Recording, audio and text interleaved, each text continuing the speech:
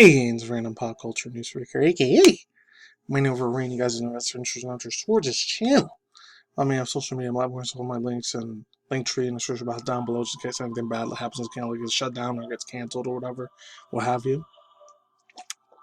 Anyways, real quick, this might be an 8, 10, 15-minute video, depends.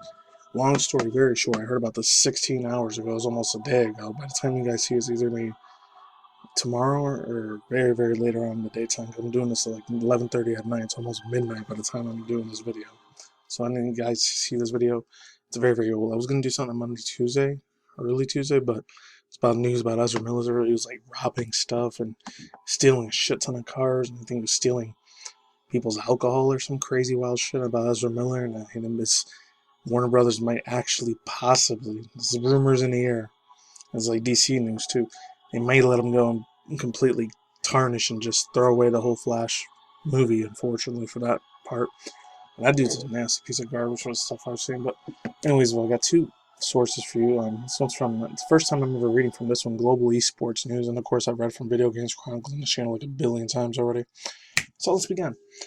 Not reading through all of them, there's only going to be 3 or 4 like games that piqued my interest out of the 15 games I showed yesterday. By the time you guys see this, from THQ Nordic convention. I know Gamescom is coming up soon, so I'm a little excited for it, but I'm a little nervous for what they're going to do. Hope to God they don't put any SJW sort of wokeism, far leftist bullshit or whatever, but this comes from Posted Comment, not from Posted Comment, but you get what I'm saying.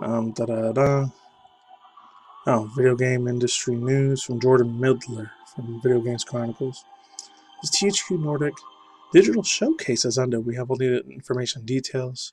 Game shown. The highlight it was Alone in the Dark, long rumored current gen reboot, classic horror franchise. Also, this is the 4th game I was really, really excited about. AEW Fight Forever, a return for wrestling gaming tradition. THQ Nordic for developer Yuki.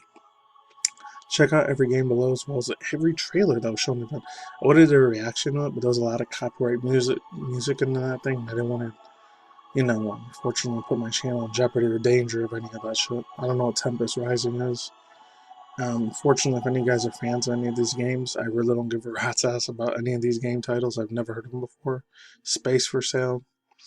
This one I was really interested. The second most. This reminds me a lot of Burnout and Tycho RC, like old school, like Hot Wheels PS2 games. We're real big in the PS2 era, so Wreck, Creation, and Burnout. That's what it reminds me of, so I'm going to read this one. The new game from Three Fields Entertainment teams up with the developers behind Burnout and Need for Speed. Oh, dude, I was a freaking fiend. I was like a freaking addict when it came to Need for Speed series and all the freaking Burnout games. And like I said, all the old school PS1, PS2 era PC games for Hot Wheels. I was 90s, early mid 2000s kid teenager at the time. Oh my god, that was inject me with that addiction of adrenaline rush, because that was my jam. So Recreation, I'm a little nostalgia biased for it. When I'm playing Final Fantasy Valkyrie music, but that's for the Forspoken news.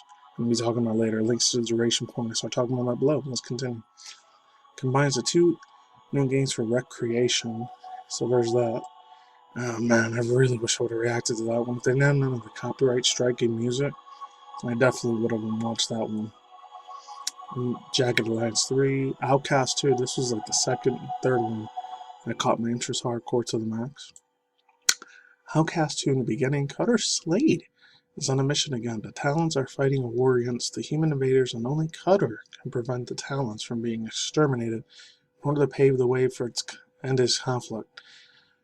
Developed by Ape Appeal Studios, Outcast 2, A New Beginning is, quote, coming soon to PC, PlayStation 5, and the Xbox Series X, S, and X. This one was pretty good. I wonder how the first one was for this. This one must have been really, really interesting. It gave me a lot of, what was it called? The N7 thing. I forgot what it was. Fuck, man. I really wish I would remember what it was. Not Fallout. It didn't give me Fallout vibes, but it didn't give me, like, other vibes for that type of game, too. Like Dead Space 1, Dead Space 2 sort of vibes when it came to Outer Worlds, too. Give me a lot of Outer Worlds vibes, so I might be playing that one pretty soon. My own personal time. Of course, there was one with SpongeBob. And that's for a younger audience demographic. It was for me when I was 10, 11 years old, way back in 1999, 2000. And that was the thing. I was in the PS1 era, too. I only played up to the PS2 and GameCube games for it. This is the #1 game next to the Destroy All Humans 2. I was really into AEW Fight Forever. So here it says THQ Nordic and All Elites Wrestling join forces to take on arcade style with the games featuring big roster of AEW talent, multiple matches, and the career mode customizations of more than 40 other pew-pews and more. I don't know what it is, not to sound like I'm overly judgmental, but this chick kind of looked like a mix between the one that left YouTube 2.5 years ago, Jenna Marbles. She looks exactly like the Jenna Marbles chick with this other girl. She's been on MTV way back in the day. Shushin Park, I think that's what her name was. Shushin Park? I don't know. And there's that one, Nighttime 2 Sovereign and Carrot. Oh, this is my #1 favorite old school nostalgia game. I played the first one for the old school Xbox and Xbox 360. I never got to play it for the GameCube era or the PS2 one. Destroy All Humans 2 Reprobed. Oh man. I saw this is the second trailer I see for this. I didn't get to talk about it before a couple months ago when it came out a couple months earlier, but I was real excited about this because there's going to be more DLC now, so you know I'm down for that. It says Crypto returns and a remake for the second PS2 game in the franchise Destroy All Humans 2 Reprobe launches later this month? I thought it already came out earlier this year. What? Oh, you're kidding me. This is another one's kind of a bonus here. Stuntfest World Tour. 18 players compete against each other in elimination based on stunt show throughout various game modes. Developed by Powwow Entertainment Studios for the PC, the game will enter its beta version soon. Okay, so yeah, for overall thoughts, views, and opinions, the announcer girl was real pretty. She was beautiful. I know I'm simping hard for her, but she was fine. A pretty piece of booty there. Very cute waifu looking chick there. She was absolutely stunning. She reminded me of the old school Spice Girls chick mixed with Brandy and this other African American Morana chick. Her name is Kelly Rowland. That's who she reminded me of, and that was cool. I liked all the music that they used. One or two were kind of bland. And there was another one that made me laugh hard as hell, man. It really did. The little thing they did with Way of the Hunter. What else did they have over there? I know they had a few other things too. There's probably 2 other video games I'm missing. The Valiant and Gothic. Gothic looked pretty nice, but I don't know that much about it. If it's one of those top-down sort of games, I'm not really interested in that stuff like that. I don't know. May or may not give it a chance, but it's like those ones that put me to sleep. You gotta put all these problem-solving puzzle games and multi-MMORPG strategies. That's going to bore the hell out of me. If any of you guys are deep into that type of gaming titles, good for you. For me, it's a no-go. But let's get to the Forspoken news. I think this was Wednesday or Thursday, so about 2.5, 3 days ago. This comes from Sanchith or Sanchitha. I think it's Sachik. Safich, however you say that fucking name. There's a global esports news from yesterday now, by the time you guys see this. It says, open world Forspoken becomes a meme slinger over a new trailer what happened. A new teaser trailer from the open world adventure Forspoken. That's the same people who make Square Enix, like the music you hear from Valkyrie Elysium, Final Fantasy. New trailer teaser for the new open world adventures Forspoken backfires to Square Enix, however you say it, entailing a mockery, criticism, and fighting a number of other games. Forspoken has a potential to be really good and exciting open world adventure with a completely fresh premises and a new game from Square Enix, of course, where else, which is scheduled to release in early 2020. It's funny, it's like 4 or 5 days before my birthday. It's on January 23rd, so it's pretty funny. And there's no coincidence there, and I'm scared as fuck. This thing is probably going to be really bad with a lot of, I don't know, we'll go broke brownie points. I'm going to be fucking pissed about that if that's true, but let's continue on. For release in early 2023, an ordinary young woman from the U.S. metropolis of New York City is transported to a fantasy world full of magic and dragons. A dewy-eyed teaser trailer that breaks down Forspoken's most interesting selling points into a scant 30 seconds, however, is not going down too well right now. On Twitter, the commercial causing massive criticism and ridicule. In addition, there is a flurry of memes. There's been a shitload of them. That's just putting it lightly. That's giving it too much credit. Let's move on. Flurry of memes that make fun of the trailer, but what did they exactly do wrong? It says becomes a meme machine. It also goes on to say, this is what the trailer shows. The commercial is about 30 seconds long. on Forspoken gameplay, which is not even a critical per se. Instead, it is mainly the voiceover that is criticized, and the course that his protagonist Frey comments on what is shown on the very snide. I've never heard that word in my life. Snide, however you say it. Almost sarcastic matter vehemently questions of supernatural events. Just have a look for the trailer for yourself and get an idea what it's like. I'll leave the trailer description box below if you want to check it out yourself. I watched it 3 times from 3 other YouTubers I follow, commentators. So there's that. If you guys want to see it yourself. Oop. I don't know why I did that. Beautiful and cruel new land, 2 monsters and magical abilities. Sential jewelry. This is how Twitter reacts. The trailer is not received well. Of course it wasn't. Had a shitload of negative backlash and rightfully deserved.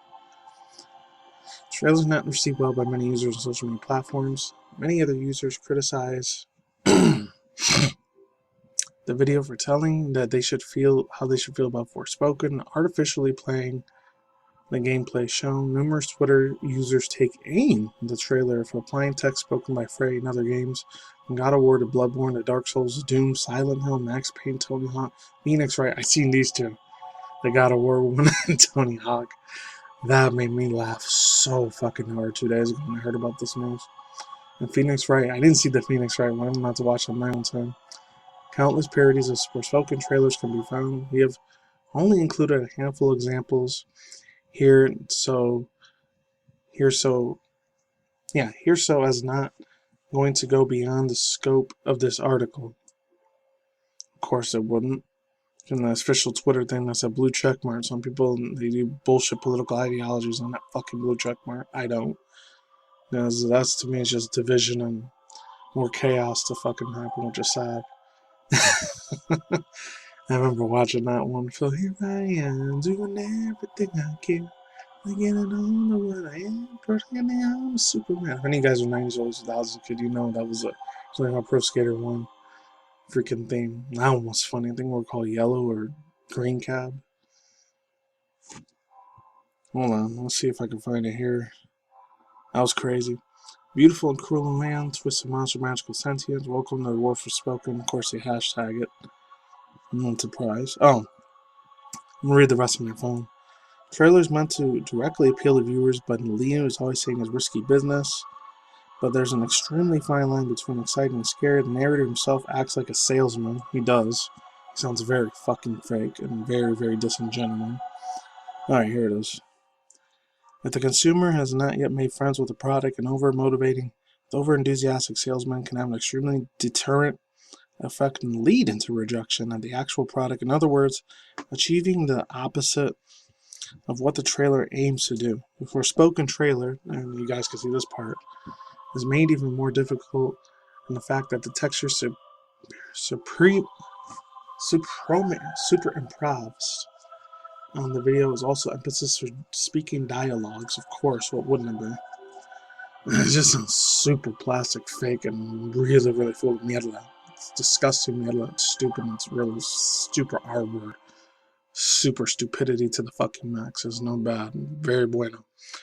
Alright, according to Lou, this puts additional focus on the weakest part of the commercial. According to Lou, there is a big difference between what is shown and what is spoken. This creates an additional discrepancy because the one in the act sticks to the viewer. In this case, but probably not much over criticized. You guys can read the tweets if you want. I'm not going to go over those mother effers. How could Forspoken be better? Last but not least, you guys could read the rest of it down there. Lou brings up 2 examples of this trailer that he thought could have worked so much better. Broforce and Battle Block, that could go much worse. Forspoken, however, it's also possible. For example, do you still remember the trailer for Mighty Number 9? That in 2013 was bad. Overall thoughts, using opinions, do better in your marketing, salesman strategies. It's Square Enix. You don't want to lose a shitload of money on this because you're gonna shoot yourself in the foot with these bad, fucked up ideas of this stupid, cringy Marvel DC fake heroic quotes. It goes really bad with this game. Do not do this at all. That's all I say for now, Maddie. Let's drink about down below. Cartel on the side, and that's it. Peace out, ladies and gentlemen, bros, and boys and fingers, tacos and water. I'll see you. Have a good day, have a good night, wherever you live out there. Second, if you're not streaming, if you're going issues or news, once in a while, drama news, and twice out the month. Reaction videos, that's it. Take it easy and run them out. Laters. Goodbye. See you.